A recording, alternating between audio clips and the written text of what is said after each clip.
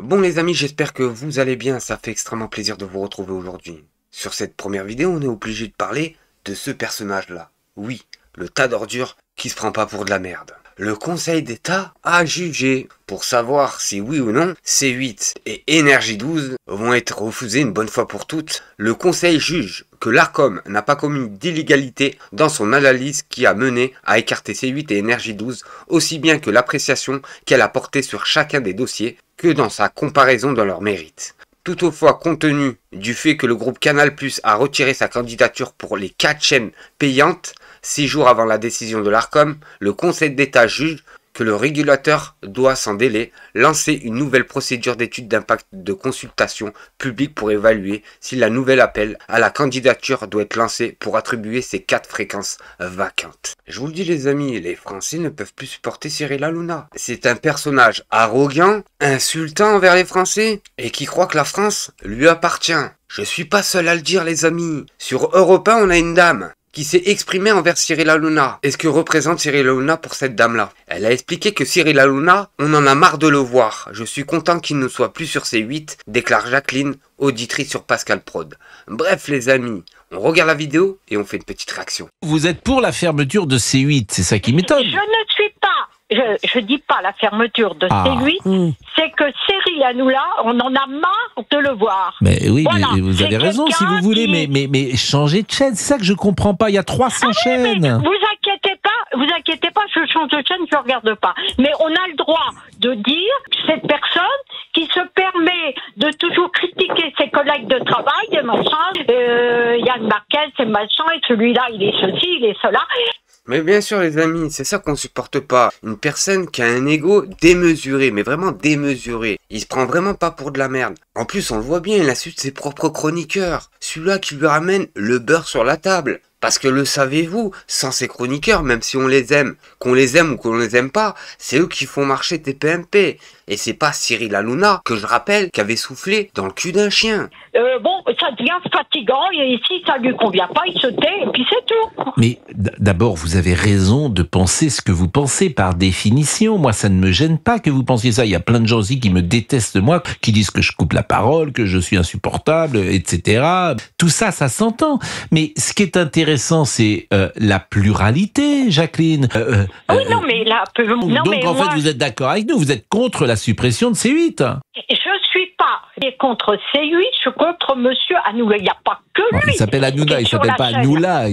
C'est Hanouna. Oui, Monsieur Cyril Hanouna. Bon, non, mais je ne veux pas perdre mon temps parce qu'il me déplaît. Mais ça, vous avez raison, mais ça ne me gêne pas. Je vous repose ma question. Ce n'est pas pour vous un motif de fermer une chaîne de télévision, j'espère. Mais le motif, il est simple. C'est une chaîne de l'extrême droite, tout simplement.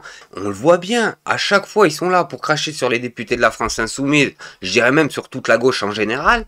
Par contre, quand on parle de la droite, on en fait un conte de fées. Je dis pas tous ceux qui votent la droite sont des raslards. Je dis leur gouvernement, que ça soit Marine Le Pen et tous ceux qui président dans la bande de Marine Le Pen, sont tous des raslards. Oui, non, mais attendez, vous confondez là. Je vous parle pas de fermer la chaîne.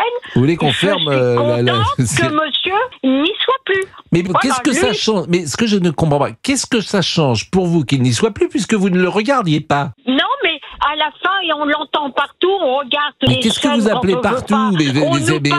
Mais pas partout. En train de pleurer. Et puis. En fait, le problème, c'est quoi? C'est qu'il prend la place de véritables talents en France, tout simplement. T'as des personnes qui ont travaillé toute leur vie pour essayer d'avoir la place à Cyril Hanouna. Cyril Hanouna qui a aucun talent, je vous le dis tout de suite, aucun talent, qui a été pistonné. Bref, ce que je veux dire, c'est qu'il y a des personnes qui attendent depuis 5 ans, 10 ans, voire même 30 ans, à jamais pouvoir passer à la télévision, alors qu'ils ont un talent inné. On le voit bien avec Vincent Lagaffe, qu'on l'aime ou qu'on l'aime pas, ce personnage-là avait un talent inné. Même Cyril Hanouna expliquait que quand il va reprendre le Big Deal, il ne fera même pas 200 000 vues. Alors que quand il est arrivé, je vous le dis, il a fait carton plein. Plus d'1,8 million personnes qui regardaient son émission. C'est lui qui a affiché un peu le bazar.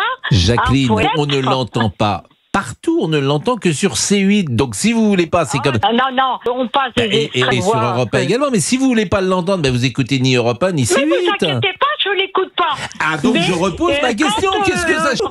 En ce moment, en ce moment, que dans les informations, hein, Oui. bah, ça y est, la chaîne va mettre, alors on le revoit, l'éventail avec ses grands bras en l'air. Et Ah, vous le puis regardez voilà, pas, mais vous... c'est En fait, clair vous et êtes con net. parce que vous le Bon, regardez pas, mais il vous le faut regardez bien- quand même, quoi. Voilà, on commence à insulter les Français normal, hein, en plein direct. Personne va être jugé pour ça, c'est un truc de dingue les amis. Il est en train de parler à une femme qui doit avoir au moins 70 ans, je vous le dis tout de suite, au moins 70 ans. Et même si c'était pas le cas, on s'exprime pas comme ça, et on parle pas comme ça à une personne qu'on connaît pas, je vous le dis tout de suite. Ils ont été élevés avec qui? Avec les porcs ou quoi? Mais Eh ben, vous savez que quand on parfois... regarde les informations, il est là.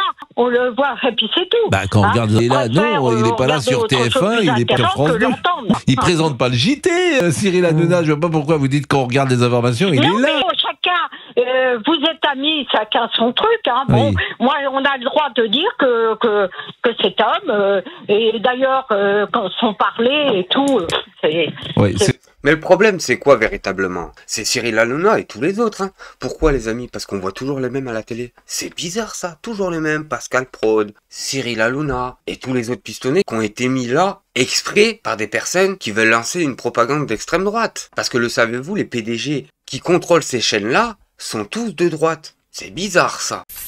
Et là, comme d'habitude, on est obligé de cracher sur qui? L'Algérie. C'est hallucinant sur ces chaînes de propagande. Pourquoi il veut une guerre avec ce pays, à votre avis? Posez-vous cette question. On nous explique au calme, les amis, mais vraiment au calme. Pourquoi ne bannit-on pas Air Algérie des aéroports français? Pourquoi ne laisse-t-on pas l'Algérie sur le tarmac en Algérie, au lieu de le ramener? Parce qu'on a peur de l'Algérie fasse embraser les banlieues. C'est fou, c'est lunaire les amis.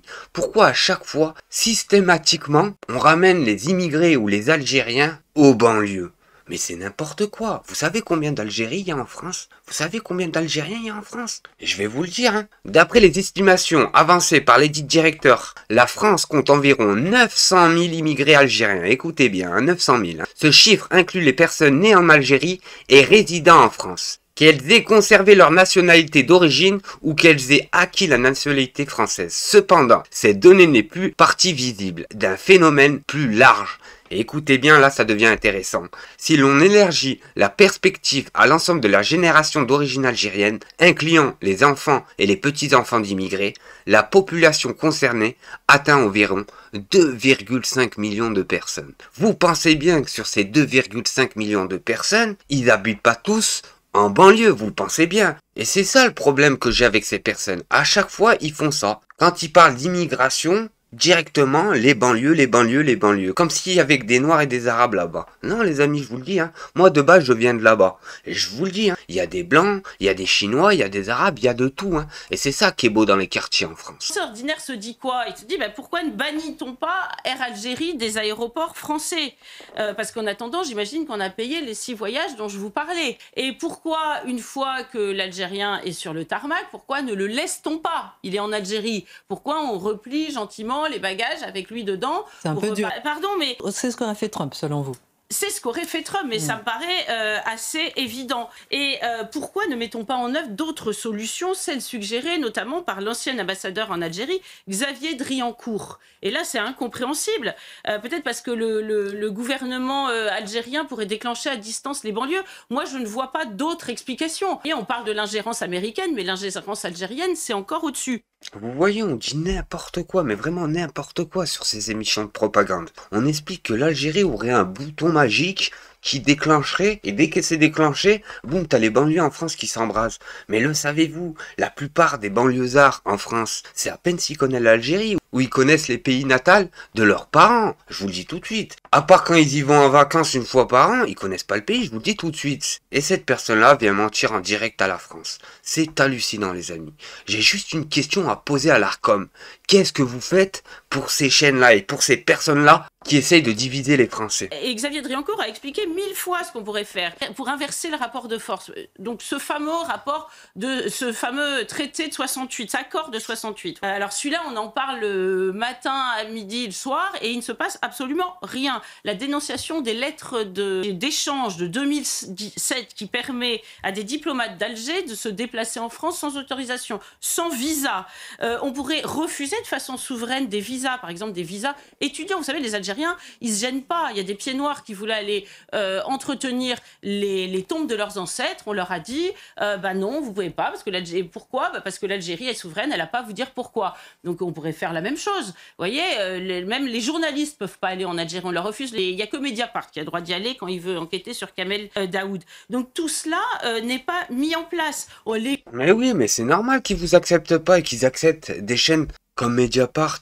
Pourquoi? Parce que Mediapart dépose plus la vérité que vous. Vous, c'est toute la planète qui vous regarde. Vous êtes la risée de la planète. Vous faites pas du journalisme, vous faites des propagandes, comme faisait le moustachu à l'époque. Évidemment, arrêter l'aide au développement, ça paraît un préalable indispensable. Et pourquoi pas bloquer les transferts d'argent qui vont vers l'Algérie. On pourrait même dire que pour la France, c'est un manque à gagner. Cet argent n'est pas dépensé en France, donc après tout, ça se justifierait.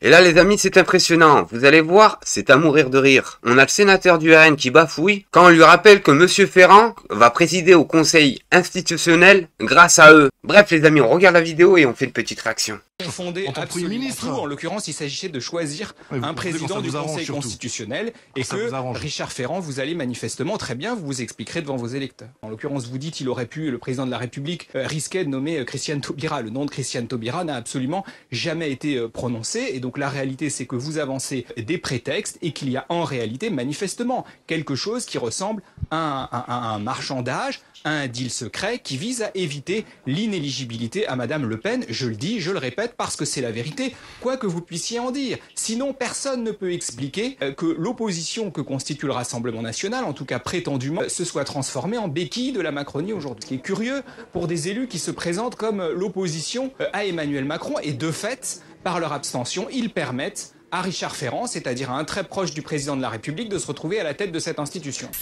Là, c'est incroyable les amis sur CNews. Ce matin, Jérôme Guedji, dresse des salons de CNews, affirme que la chaîne respecte la loi. Ah bon les amis? 24 heures sur 24 en train d'attaquer l'immigration en France, 24 heures sur 24 en train d'attaquer l'Algérie et cracher sur des millions de citoyens français, et elle respecterait la loi d'après lui. Eh ben les amis, comme on dit, les vieux chiffons s'assemblent. Alors qu'on regarde ou pas cette chaîne de télévision, qu'on l'aime ou pas, est-ce que vous estimez, monsieur le député, que la liberté d'expression a gagné avec une chaîne qui ferme des centaines de salariés sur le carreau? Vous dépensez pour les salariés concernés, vous parlez de la liberté d'expression, et il y a aussi le respect de la réglementation. Duralex, sed lex.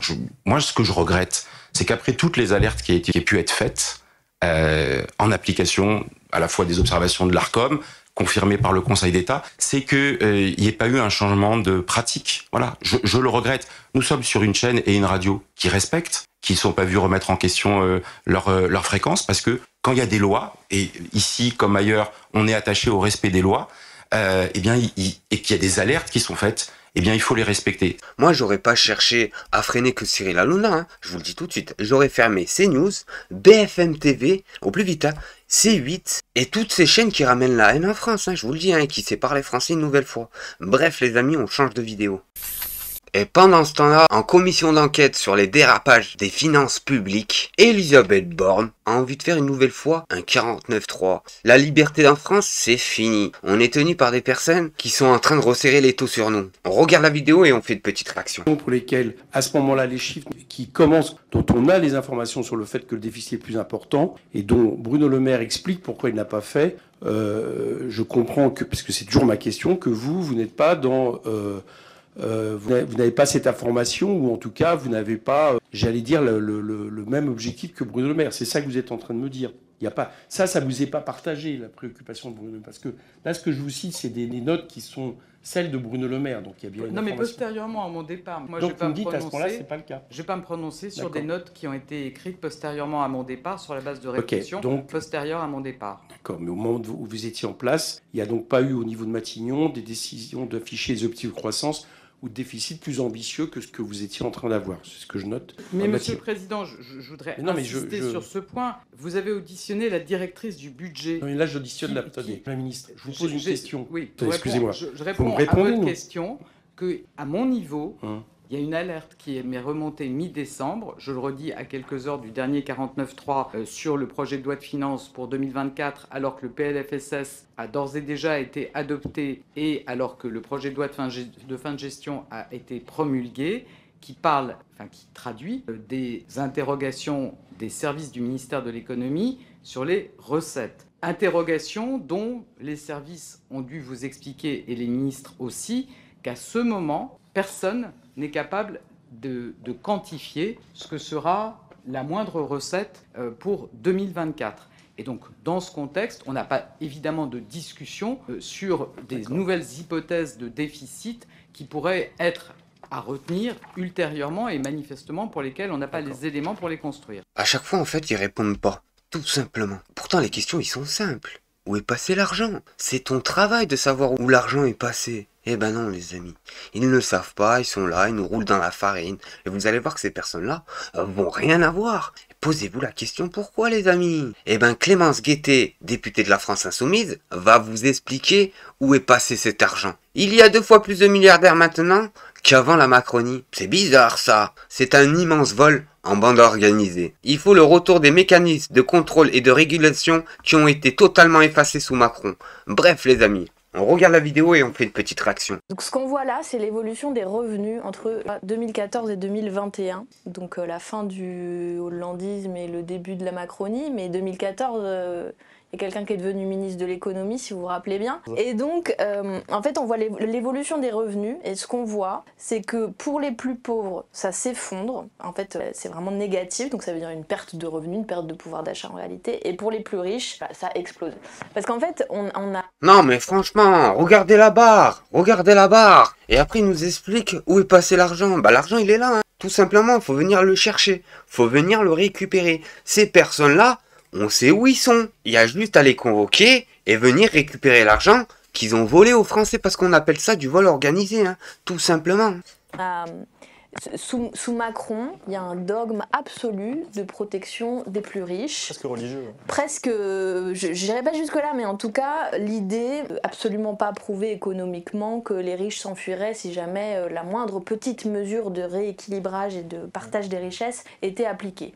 Je dis pas prouvée économiquement d'ailleurs parce qu'il y a eu des moments où l'ISF a été augmenté ou a été baissé et en fait ça n'a pas eu d'effet sur des milliardaires qui partiraient du pays. Ça c'est pour parler des individus.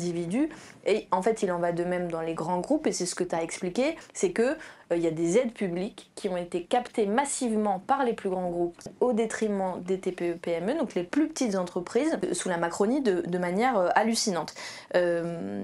D'ailleurs, je vous recommande le livre d'Anne-Laure Delatte qui s'appelle L'État droit dans le mur. Et oui les amis, c'est pour ça qu'on voit de plus en plus de petits magasins, de petits commerces fermés. Je vous le dis, dans ma ville, il y a au moins 60% des commerces qui ont fermé. Et ça, je vous le dis, c'est gravissime. Pourquoi? Parce que les aides de l'État, normalement, auraient dû les soutenir. Et au lieu de les soutenir, ils ont préféré faire quoi? Donner l'argent aux plus grosses entreprises. Et c'est pour ça que le pays est en train de s'effondrer, je vous le dis. Hein. Qui montre en fait à quel point c'est notre argent, parce que les impôts et l'argent de l'État, au final, c'est notre argent, est capté par une infime minorité des plus riches et des très grands groupes. Donc je pense que l'urgence, c'est des mesures qui étaient en place avant, et qui ont été effacées sous Macron, je pense à l'ISF, à la flat tax, à l'exit tax, qui permettent un minimum de réinstauration de ce partage des richesses, parce que il y a 2 fois plus de milliardaires maintenant qu'avant la Macronie. L'année dernière, ils ont fait 100 milliards de dividendes. Enfin, je veux dire, les chiffres sont ahurissants, quoi. C'est pour ça que je montre ce graphique, et j'imagine que c'est pour ça aussi, en faisant ta chronique, que tu en as montré, c'est que parfois on manipule des chiffres qui sont tellement délirants, qui n'ont tellement aucun rapport avec la vie ordinaire et avec ce qu'on peut palper ou comprendre, qu'on ne se rend plus compte de cet immense vol en bande organisée en réalité qui a été opéré sous la Macronie. Donc voilà, je pense que vraiment la conditionnalité des aides aux entreprises, un véritable contrôle à qui on en donne et pourquoi. Typiquement l'autre jour, je passe d'une idée à l'autre, mais l'autre jour je suis allée voir les salariés de Michelin, puis je suis allée voir les salariés d'Auchan. Ces grands groupes-là, ils ont capté énormément, ça se compte en millions et en milliards, d'aides publiques aux entreprises par l'État. Et ensuite, ils virent des gens, ils font des énormes plans de licenciement, et les salariés ont une réflexion que chacun comprend, c'est de dire si l'État a approvisionné ces grands groupes, ça ne peut pas être juste pour qu'ils versent des dividendes. C'est aussi, et je pense que c'est une réflexion économique de base à avoir, c'est qui produit cette richesse. On en revient aux doctrines de base, mais ce sont les travailleurs, voilà. Donc voilà, il faut des mécanismes en réalité de contrôle et de régulation qui ont été totalement effacés sous la Macronie. Alors c'était tout pour aujourd'hui, merci de m'avoir d'avoir suivi. N'oubliez pas la petite musique. Un petit like, un petit commentaire, ça fait toujours plaisir. Et si t'es pas abonné, abonne-toi, c'est totalement gratuit. Merci à tous.